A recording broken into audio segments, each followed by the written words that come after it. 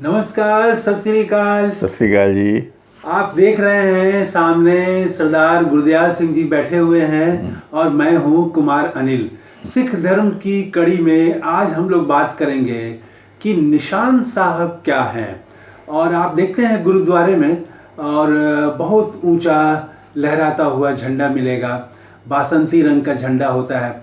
तो ये झंडा कैसे बनता है और कैसे इसको लगाते हैं, कितने दिनों पर बदला जाता है, इसका क्या महत्व है, और महिलाएं दिवाली में यहाँ क्या करती हैं, बहुत सारी ऐसी चीजें हैं। तो निशान साहब, इसकी शुरुआत कैसे हुई, इन सभी चीजों पर आज हम बात करेंगे।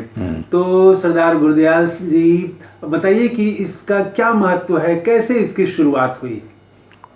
सर, ये निशान साहब एक तरह से ये एक पहचान, पहले मैं बता दूं निशान साहब है क्या चीज़। ये आप गुरुद्वारे में जाते हैं तो गुरुद्वारे की एक पहचान के लिए, जैसे गुरुद्वारे एक लंबा पाइप होता है, गोलाकार पाइप, उसकी ऊंचाई गुरुद्वारे की हाइट से थोड़ा ऊंचाई होता है। जैसे गुरुद्वारे की यदि 100 फुट की ऊंचाई पर गुरुद्वारा है तो ये 110-120 फुट का होगा ये। अच्छा। और ये लोहे का पाइप का बना होता है।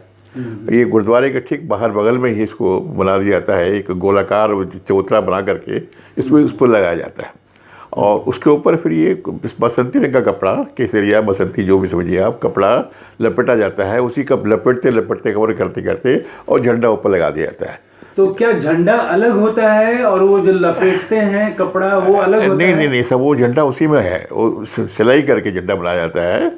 सिलाई करके वो शुरुआत नीचे से होती है और झंडा ऊपर की ओर आता है। अच्छा, मान लीजिए अगर 100 फुट लंबा है निशान साहब, हाँ। तो वो कपड़ा और झंडा एक साथ होगा 100 फीट का? 100 फुट से ज़्यादा होता है सर ना, कोई गोलाकार लेकर जाना पड़ता है उसको। जी। तो वो समझिए कि 200-300 फुट का कपड़ा हुआ वो। हाँ। ये 100 फुट का है तो गोलाई में लेते हुए वो जाएंगे ऊपर, जाकर उसको एक आदमी, मशीन लगी होती है, उसके द्वारा बैठ के जाता है, उसको बांधता है। और ये महीने में एक बार बदली होता है। अच्छा। बदली भी उसको चेंज कर दिया जाता है। कारण है कि संक्रांत वाले दिन जब महीने की शुरुआत होती है, जैसे सावन से भादो आया, भादो से आसीन, ये सब आता है ना, तो जिस दिन संक्रांत आती है, हम लोग पंजाबी बात संक्रांति कहते हैं आप लोग, उस दिन फिर इसको लोग चेंज करते हैं।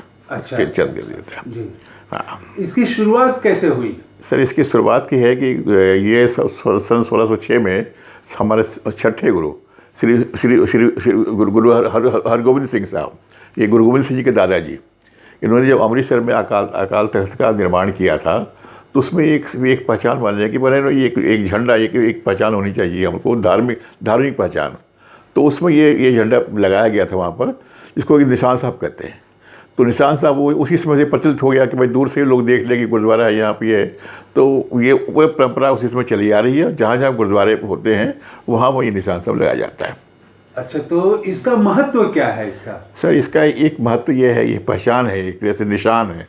निशान एक पारसी वर्ड है। लेकिन ये है कि एक जैसे कोई आदमी किसी की पहचान हो, जैसे कि दूर से ही आदमी पहचान ले उसको, इतना ऊंचाई पर दिया जाता है कि भाई वहाँ गुरुद्वारा है, दूर से झंडा दिखाई पड़ जाएगा तो ये लोगों को समझ में आ जाए कि हाँ गुरुद्वारा है, वहाँ हमें लंगर, भोजन, आवास, बस वहाँ हमको फ्री में मिल जाएगा।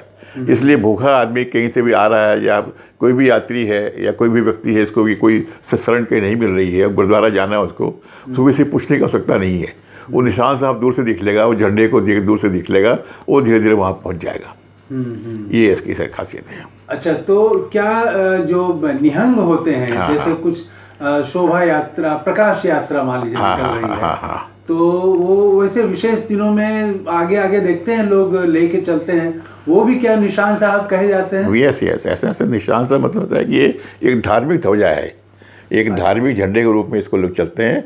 और अब ये जितने भी जो भी धार्मिक सवारी निकलती है, गुरु ग्रंथ साहब जी की सवारी जब निकलती है तो 5 प्यारों के हाथों में ये निशान साहब होते हैं।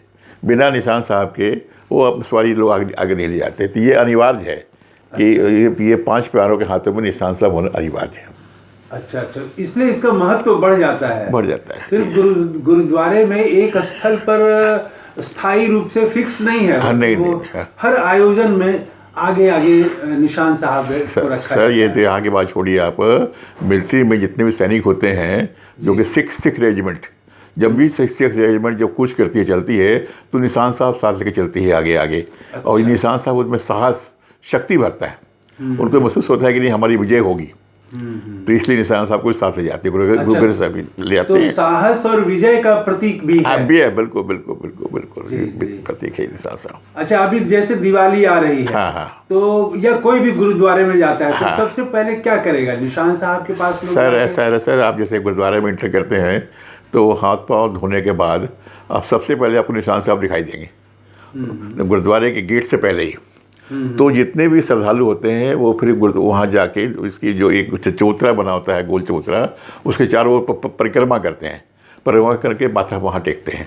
माथा टेकने के बाद ही तभी आशीर्वाद लेके तब आगे गुरुद्वारे अंदर इंटर करते हैं वो लोग। अच्छा, निशान साहब को के पास जाके निशान साहब को माथा टेकते हैं, हाँ तब गुरुद्वारे में प्रवेश करते हैं। यस। अच्छा, उसके आगे परिक्रमा भी करते हैं वहाँ? हाँ, परिक्रमा तो गुरुद्वारे की परिक्रमा होती है, इनकी निशान साहब की परिक्रमा होती है। अच्छा। लेकिन इसका आप बोले दिवाली के बारे में पूछ रहे थे आप, दिवाली में क्या होता है? जी, जी, तो मैं वो भी थोड़ी बता दूं बात आपको। जी। दिवाली में क्या होता है? दिवाली में जैसे कि लोग दिए जलाते हैं, मोमबत्ती जलाते हैं, कुछ करते हैं, तो निशान साहब ही पहले बाहर आता है। तो उसी के चारों ओर लोग क्या करते हैं, माथा टेक कर परिक्रमा करके और वहीं पर मोमबत्ती लगाते हैं। ये ऐसी भावना होती है कि भाई हम अंदर गुरुद्वारे में जो करने, क्योंकि वहाँ तो अलाउ नहीं है, लेकिन यहाँ अलाउ है, बाहर अलाउ है। तो बाहर लोग अपने श्रद्धा प्रकट करते हैं वहाँ लोग। अच्छा, तो क्या घर में भी निशान साहब को रख सकते हैं? देखिए सर, घर में ये एक पहचान है, एक सिक्खी की पहचान है। ये एक झंडा है, सिख होने की एक पहचान है, एक धार्मिक झंडा। यदि आप धार्मिक व्यक्ति हैं और आप में ये थोड़ी भावना है तो आप अपने घर में लगा सकते हैं। छोटा इंसान साहब, बड़ा इंसान से नहीं लगा सकते आप। हाँ। छोटे इंसान सब ये आपके घर की पहचान है कि यहाँ एक सिख निवास करता है।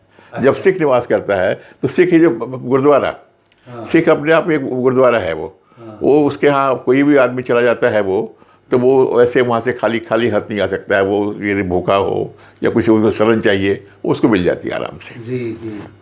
तो ये आज हम लोगों ने बात की निशान साहब पर कि ये साधारण झंडा नहीं है। हाँ। ये असाधारण है। हाँ। और कैसे ये साहस और सब चीज देता है, आदमी के भीतर भरता है और धर्म का प्रतीक बन गया है ये। धर्म का प्रतीक है, पहचान बन गया है ये।